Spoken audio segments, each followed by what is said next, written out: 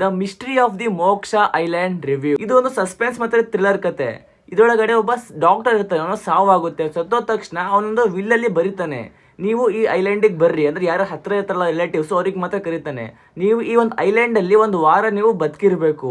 ಬದುಕಿದ್ರೆ ನೀವು ಲಕ್ಷಾನುಗಟ್ಟಲೆ ಆಸ್ತಿದು ನೀವು ಮಾಲೀಕರಾಗ್ತೀರಾ. ಬದುಕಿರಕ್ಕೆ ಯಾವುದೇ ಟಾಸ್ಕ್ ಇಲ್ಲ, ಏನು ಗೇಮ್ ಮಾಡಂಗಿಲ್ಲ, ಜಸ್ಟ್ ನೀವು ಬದುಕಿರ್ಬೇಕಷ್ಟೇ. ಆ ಐಲ್ಯಾಂಡಿನ ಮಿಸ್ಟ್ರಿ ಏನು, ಅಲ್ಲಿ ಯಾರ್ಯಾರು ಬರ್ತಾರೆ, ಯಾರು ಉಳ್ಕೊಂತಾರೆ, ಇವೆಲ್ಲದಕ್ಕೂ ನೀವು ಹೋಗಿ ಶೋನ ನೋಡ್ಬೇಕು. ರಿವ್ಯೂಗೆ ಬಂದ್ರೆ ಫಸ್ಟ್ ಆಫ್ ಆಲ್ ಈ ಶೋಯಿನ ಕಾನ್ಸೆಪ್ಟ್ ಮತ್ತೆ ಐಡಿಯಾ ಇದೆಲ್ಲ ಬಹಳ ಯೂನಿಕ್ ಇದೆ. ತುಂಬಾ ಅಂದ್ರೆ ತುಂಬಾ ಯೂನಿಕ್ ಇದೆ. ಈ ತರ ನಾನು ನೋಡೇ ಇರಲಿಲ್ಲ.